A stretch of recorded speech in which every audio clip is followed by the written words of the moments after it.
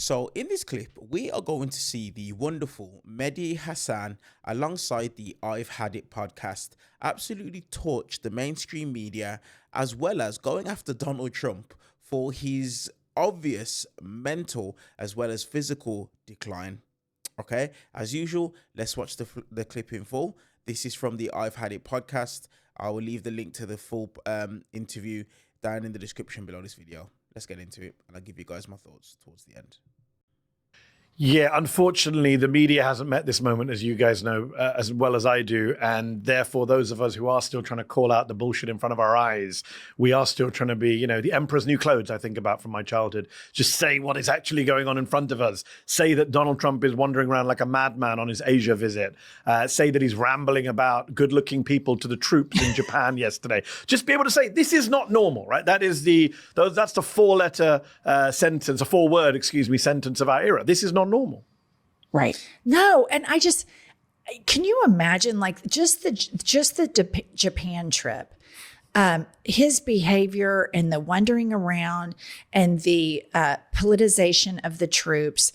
And it's, to me, I'm no physician, but he clearly has some form of dementia. And just 24 hours prior to the wandering around lost with the Japanese prime minister, on Air Force One, he bragged about taking a animal identification test, a picture of a giraffe. He was able to choose it. And he bragged about that. And it's not, I turned on CNN this morning. I was like, is anybody talking about that? Yeah. No. Went to MSNBC, crickets. We've normalized it. Everyone has, whether liberal, conservative. I've tried not to. For 10 years, I've tried to keep going, saying, I moved to this country in 2015, just weeks before he came down that golden escalator.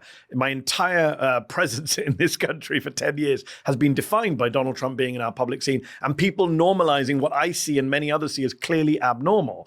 And, he goes on top of the White House and does a rant. He walked around the roof of the White House, got no coverage at the time. I remember doing a quick check of all the news websites. Who was saying, if he's just wandering, an old man's wandering around the top of his house screaming about nuclear missiles. Even on that flight, Jennifer, on Sunday, he also talked about taking an MRI, and then he wouldn't say why. And I'm trying to think about another president, forget Joe Biden, any other president who could say, oh, I took an MRI, I'm not going to tell you why. I got shot in the ear, but I'm not going to release the medical records. I went to an annual check for my health, even though I already had one a few months ago. I've got weird blotchy things on my hand that make me look like someone out of Count Dracula. All of that has happened in the last few weeks, and yet we just carry on like normal, like the president is not having some kind of physical or mental health crisis. And then not to mention, this gets buried all the time, but it's just something I try to bring up to the surface. He went on and on about the size of Arnold Palmer's cock. And within 30 days of that, Mehdi, he tried to give a microphone a blowjob that wasn't working. And this just, any other politician, that would be career ending. Oh, that's 10 years of this. And it's, again, you can't blame Trump, right? We go, oh, Trump. It's not Trump's fault. He is who he is. It's the rest of ours fault for enabling it, for looking away, for aiding and abetting, for moving on, for tolerating, for excusing. The number of people, even liberals, who say stuff like, you'll tell them something. I'll tell friends of mine, Donald Trump just did this, and they'll just chuckle, say, that's who Trump is. We don't do that for anyone else. Right. How did the freak from Home Alone 2 get this special pass from the entire American public, American media, American political establishment? I mean, you talk about manhood, size of penises. He made fun of Marco Rubio's manhood back in 2016. I'm old enough to remember that. I know we all move on. Marco Rubio today is his Secretary of State, who stands silently and is perfected. Did you see him on Air Force One? He just stands there straight-faced as Trump rambles about the dementia test and how Jasmine Crockett couldn't beat him in a dementia test. And Rubio's just standing there, just straight-faced. I wonder if he practices that in the mirror in the morning. Just how do I keep a straight face when this clearly insane boss of mine is saying so? But, these people will sell out for anything. He wanted to be Secretary of State. He wants to run for president in 2028. So Marco Rubio, a man who knows better, and just tolerates it. And I think history will judge the Rubios of this world much harsher than they'll judge the Peter Hegseths of this world. No, I agree with that. What have you had? So there's a few things that it is that I want to kind of touch on with this. And listen, everything that Mehdi Hasan has just said, as well as the hosts of the I've Had It podcast, is something I've been thinking for a long time. As an individual that obviously lives across the pond, from where it is that Mehdi Hasan is from, there's just been so many things that I take a look at and I think to myself, look, if anybody else was doing this, they would literally be ousted from their position, especially the position of the most powerful position in the world and the leader of the most powerful country in the world. Look, I want to do a few things here. There's been a few different occasions where Donald Trump has done things that should really be focused on and honed in on, repeatedly saying Barack Obama when he clearly meant Joe Biden is president, and then backtracking with claims that Obama is really running things, and then saying Joe Biden wasn't really running things, mixing up Nikki Haley with Nancy Pelosi on the campaign trail, and then insisting later on he'd done it on purpose, despite him doing it multiple times, and everybody being able to look through and understand that no, he didn't do it on purpose. Basic words and struggling to be able to communicate, struggling to repeatedly say Venezuela, short-circuiting mid-sentences at rallies, ending in phrases like United Stage and no longer respected and stuff like that. This is the individual that was just voted back into the most powerful position in the world.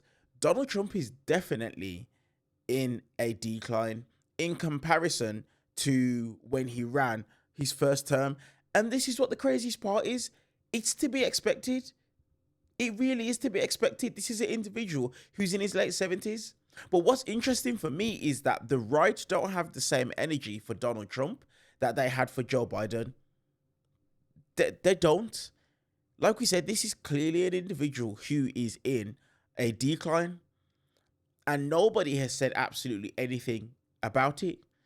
The mainstream media, exactly like Mehdi Hasan spoke about in this video, this should be a consistent topic that is consistently spoken about, because there's always countless examples that back up the mental decline that it is that he's actually in.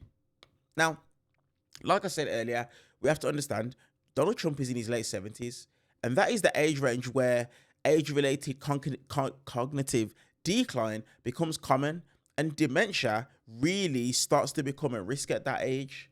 And the reality is this: you have professionals that have said voters have the right to be concerned about the mental fitness for any politician, especially the president of the United States. And there's a reason behind that. Because, like I said, if he's making the decisions that he is, it's important that his cognitive function is in tip-top peak condition. It's very important. You've had analysts and professionals that have documented a shift in his speech over time, and there's more repetition, confusion. This is something that we see from him all the time. He repeats words and whatnot over and over again. And doing stuff like that is typically where you don't know what your next sentence is going to be, so you repeat something over and over again for you to be able to piece everything together what you're going to say next after you've said the repetitive sentence over and over again. This is an individual, like I said, who is most definitely in a decline from a mental standpoint as well as a physical standpoint as well. And we've seen, the thing about Donald Trump that makes it even worse as well is his lack of transparency when it comes to these sort of things. We've seen it. The only cognitive test he's publicly pointed to was a brief screening. I believe it's called the MOCA, and he reportedly took this years ago. And experts and professionals have stressed that it's a very low bar, and there's no proof of long-term fitness and mental fitness when it comes to it. And there's people who are calling and saying, look, it's important that the president of the United States takes an independent cognitive and physical evaluation, because of the fact his public behavior no longer matches the earlier clean bill of health that he claimed from taking the MOCA a number of years ago.